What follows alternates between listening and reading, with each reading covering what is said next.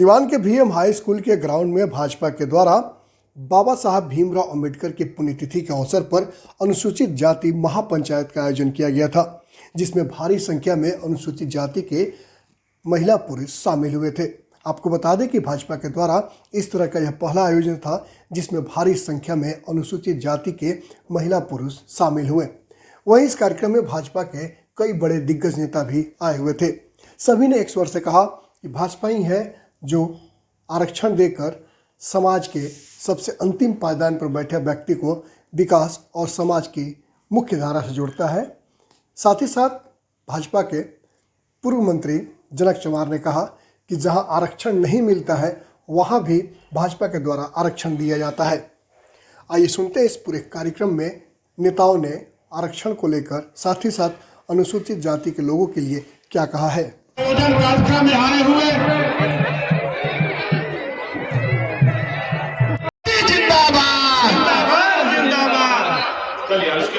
सुरेंद्र पासवान जी मंच पर आए। पार्टी जिंदाबाद, भारतीय जनता पार्टी जिंदाबाद, नरेंद्र मोदी जी जिंदाबाद, नरेंद्र मोदी जी जिंदाबाद। आज के तौर निर्मित संविधान दिया था। ये संविधान में व्यवस्था बाबा साहब डॉक्टर बी.आर. अम्बेडकर जी ने किया कि लोकतंत्र में जब तक गरीब के हाथों में राजपाट नहीं आएगा तब तक आप गरीबों को कोई सुनने वाला नहीं है। धन्यवाद हम देना चाहते हैं भारतीय जनता पार्टी के शीर्ष नेतृत्व को कि आज गरीबों के हाथ में, आज देश के शीर्ष नेतृत्व आज नरेंद्र मोदी जी है, जो हमारे मंच के कई ऐसे शीर्ष नेतृत्व एक एक के चर्चा विकास के नाम पे कौन कौन से योजना चमार, दुसाद, डोम, धोबी, मुसार, पासी, ताती, ततवा, खटी, करवा, नीम, मला, निषाद वगैरह वगैरह जो पचपनिया जाती है, कमजोर लोग हैं, उनको देश के सचिव प्रधानमंत्री नरेंद्र मोदी जी चला रहे हैं। साथियों, आपके महापंचायत के उपस्थित मेरे समाज के माताएं और बहनें, गरीब परिवार के गार्जियन, अभिभावक, साथ में सभी समाज के मतदाता बंधु, आपको मैं हृदय से आभार अभिनंदन करता हूं। आने वाले दिनों में ये इतिहास सिवान के धरती से गढ़ने का काम भारतीय जनता पार्टी के शीर्ष नेतृत्व मंच पर बैठे हुए हैं और ये आवाज सिवान में ही नहीं, आप लोगों से मैं हाथ जोड़ के आग्रह और विनती करता हूं कि सिवान के एक एक, अगर भीम आर्मी के हमारे साथी यहाँ बैठे हैं, अम्बेडकर वादी यहाँ बैठे हैं, भाजपा वादी यहाँ बैठे हैं, तो बाबा साहब डॉक्टर भीमराव अम्बेडकर का जो सपना था वो देश के सचिव प्रधानमंत्री नरेंद्र मोदी जी के नेतृत्व में पूरा हो रहा है। मुझे लगता है कि छोटे छोटे मंच से आपके बीच में मैं आते रहता हूँ, अपनी बातों को आपके बीच में रखता हूँ। आज मंच पर बैठे दर्जनों ऐसे नेता हैं, उनकी बातों को हम सबको सुनना है, एक एक बात सुन करके। और 24 का चुनाव हो, 25 का चुनाव हो, कमल को खिलाना है। कमल जब खिलता है तो गरीब का चेहरा खिलता है, कमल जब खिलता है तो गरीबों के घर में मुस्कान आता है, गरीब जब हंसता है, मुस्कुराता है, तो यही बाबा साहब अम्बेडकर का आखिरी सपना था कि गरीबों के चेहरे पे मुस्कान आना चाहिए, गरीबों के घरों में बिजली और पानी और स्वास्थ्य शिक्षा का सुरक्षा होनी चाहिए। यह गारंटी के रूप में देश के सचिव प्रधानमंत्री नरेंद्र मोदी जी ने दिया है। ज्यादा कुछ न कहते हुए मैं अपनी बातों को यहीं विराम लगाते हुए बाबा साहब डॉक्टर बी.आर. अम्बेडकर के अधूरे सपना को भारतीय जनता पार्टी के नेतृत्व में और मंच पर बैठे सम्मानित नेताओं के नेतृत्व में सिवान ही नहीं पूरे बिहार में फैलेगा। इन्हीं चंद बातों के साथ मैं अपनी वाणी के विराम लगा।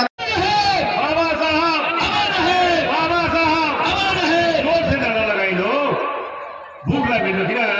आज व्यवस्था 15 से 20 मिनट में हो रहा बा, 15 मिनट और रुक गई लो, लगाई लो मन से, जोर से बाबा साहब, बाबा साहब।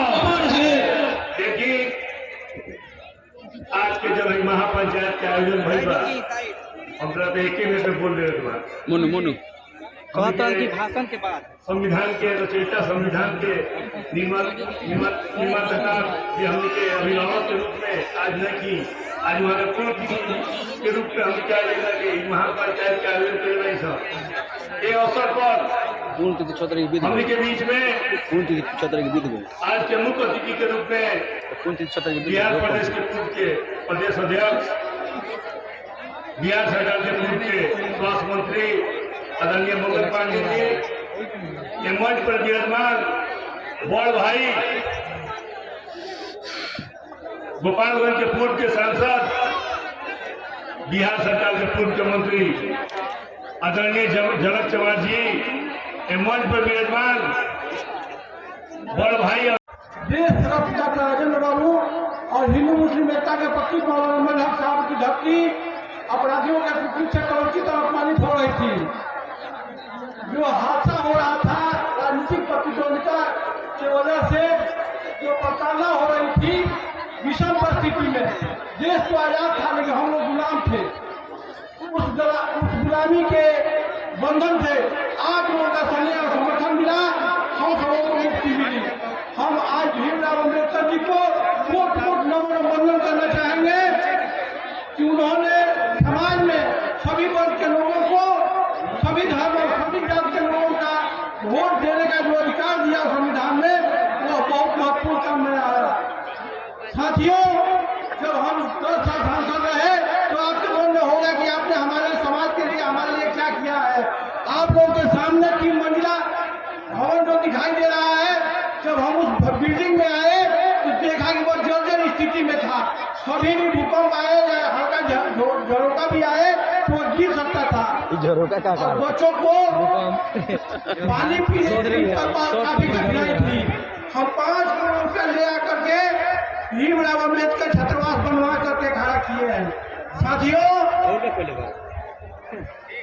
अब इसमें राज्य सरकार ने एक चिट्ठी भेज दिया और यहाँ के डीएम और यहाँ के एसडीओ उस चिट्ठी को प्रस्ताव करके भेज दिया कि इसमें एक विद्यालय खोला जाएगा। हम डीएम साहब से मिलकर के कहा कि हमने भारत सरकार के विशुद्ध रूप से बिजली का पैसा है, बिजली विभाग के सीए साहब का पैसा है, यह बिहार सरकार में एक भी पैसा नहीं दिया है, इसको छात्रावास रहने दिया जाए। और आज छात्रावास है।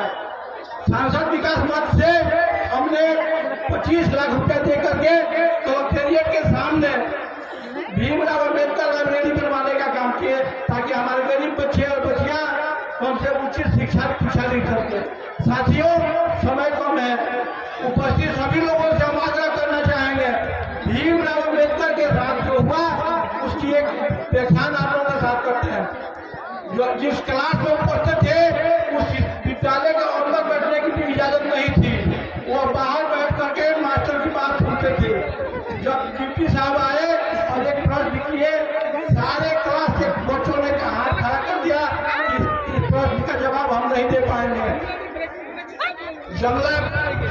जंगला से भीमराव अम्बेडकर जी ने कहा कि हमारे गुरु जी ने हमें सुनाया है, हमको याद है, हम बता सकते हैं। इस तरह के मेधावी छात्र थे भीमराव अम्बेडकर। आज उनको कोटि कोटि नमन करते हुए आप लोगों को भारतीय जनता पार्टी में शामिल होने पर पार्टी प्रसन्नता हो रही है। देश को एक मजबूत नेतृत्व मिला है। आइए सब हम मिलकर के नरेंद्र मोदी के हाथों को मजबूत करें। जय हिंद, जय भारत। महिलाओं, बच्चों, मित्रों, एक बार मेरे साथ नारा लगाएंगे, भारत माता की, भारत माता की, बाबा साहब अमर रहे, बाबा साहब अमर रहे, अमर है, अमर है। जब तक सूरज चांद रहेगा, बाबा तेरा नाम रहेगा। जब तक सूरज चांद रहेगा, बाबा तेरा नाम रहेगा। मित्रों, आप सबको मैं इस मंच के माध्यम से बहुत बहुत प्रणाम करता हूं कि आपने अपना कीमती समय इस समागम में, इस अम्बेडकर साहब के समागम में दिया।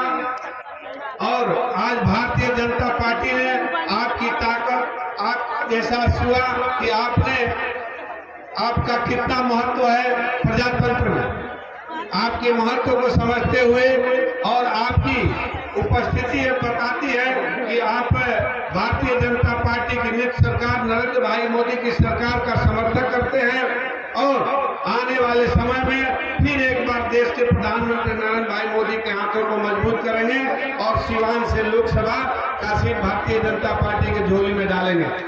इन्हीं चंद बातों के साथ वक्ता बहुत हैं और समय कम है, इसलिए मैं आपसे क्षमा मांगते हुए मैं अपने वाणी को विराम देता हूँ। 1989 में बीपी सिंह देश के प्रधानमंत्री बने। भारतीय जनता पार्टी के समर्थन से देश में सरकार बनी और 1990 में बाबा साहब डॉक्टर भीमराव अम्बेडकर जी को भारत रत्न का सम्मान मिला। भाजपा के समर्थन से जब सरकार बनी तो बाबा साहब को भारत रत्न से सम्मानित मिला। तो देश का प्रधानमंत्री नरेंद्र मोदी जी बने। आज देश के अंदर और बिहार के अंदर आप लोगों को लोग कहेगा क्या कि संविधान खतरे में है। आज जाति और आरजेडी के लोग कहेंगे जो आरक्षण समाप्त हो जाएगा।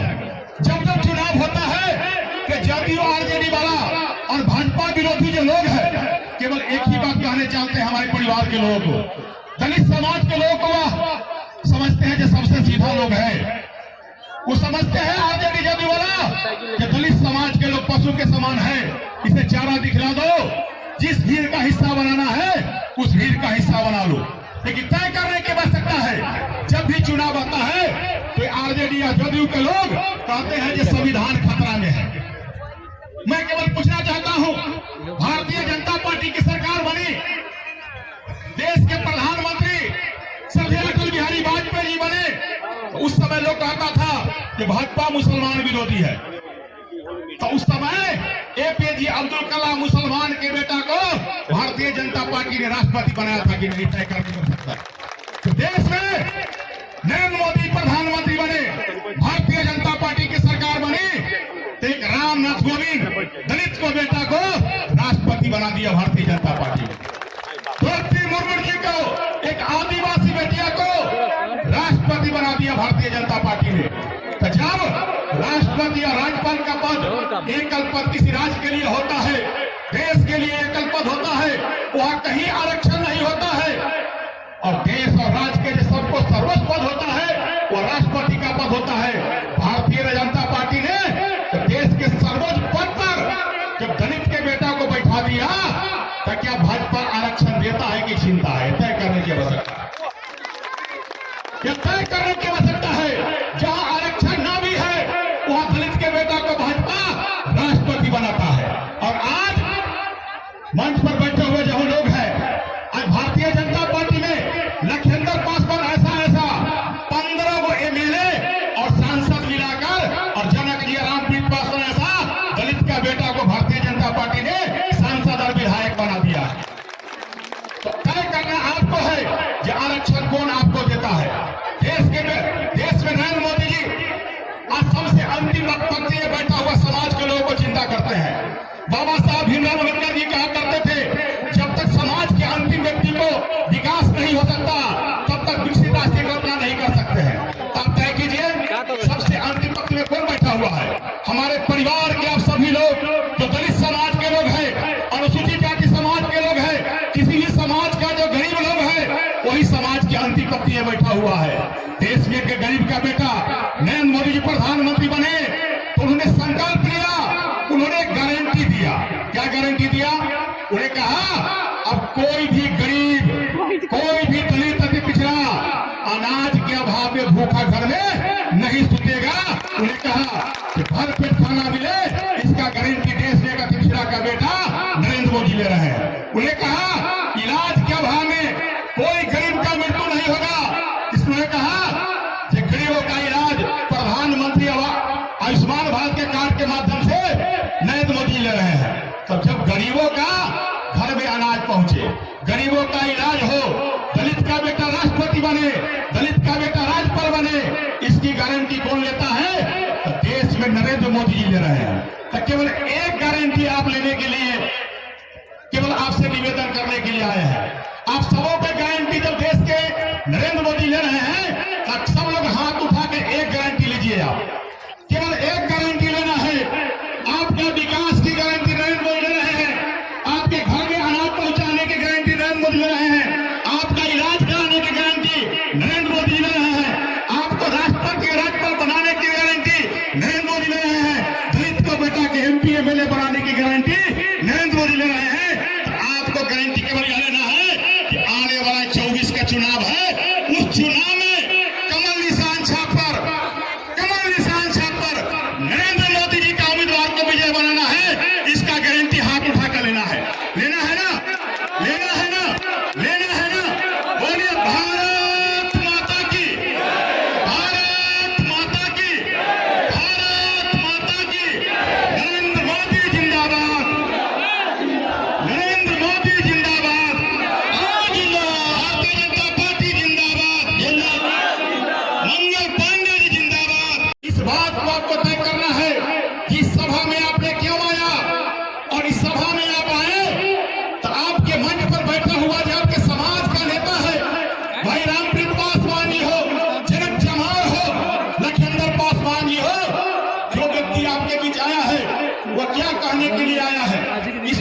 सुनने की आवश्यकता आपको है। यदि इस बात को आप नहीं सुनोगे तो बाबा साहब भीमराव अम्बेडकर जी ने क्या कहा था, उनके बताए हुए मार्ग पर जब तक हम लोग नहीं चलेंगे तब तक अपने समाज को हम रक्षा नहीं कर सकते हैं, अपने समाज को हम विकास नहीं कर सकते हैं। और हमारे समाज के लोगों को अधिकार को चीरहरण करने वाले आज बिहार के अंदर जदयू का सरकार बैठा हुआ। इसलिए मित्रों, केवल मैं एक शब्द कहना चाहता हूं, आपको केवल तय करना है, बाबा साहब डॉक्टर भीमराव अम्बेडकर जी को किसने अपमान किया था और बाबा साहब डॉक्टर भीमराव अम्बेडकर जी को किसने सम्मान दिया था। ईमानदारी यह तय करने की आवश्यकता है और यह तो सुनना पड़ेगा कि बाबा साहब अम्बेडकर जी को अपमान किसने किया था। 1947 के बाद बाबा साहब भीमराव अम्बेडकर जी को लोकसभा में जाने से कांग्रेसिया ने रोक दिया था। कांग्रेस पार्टी के लोगों ने बाबा साहब अम्बेडकर जी को लोकसभा में चुनाव हराने का काम किया था। और लंबे समय तक देश के जब प्रधानमंत्री पंडित जवाहरलाल नेहरू बने और इंदिरा गांधी जी बनी तो स्वयं को तो भारत रत्न सम्मानित ले लिया, लेकिन लंबे समय तक बाबा साहब को भारत रत्न का सम्मान लेने नहीं दिया कांग्रेसिया ने। और उसी के पीछे बिहार के अंदर आरजेडी और जदयू खड़ा है। तो आपको तय करना है, जिसने बाबा साहब का अपमान किया, जिसने बाबा साहब को सम्मान नहीं लेने दिया, लोकसभा में जाने से रोका, बाबा साहब को हराने का काम किया और उसी के पीछे जदयू और खड़ा बिहार के अंदर है, तो हम बाबा साहब के अनुयायी किसी भी परिस्थिति में जदयू और आरजेडी को पीछे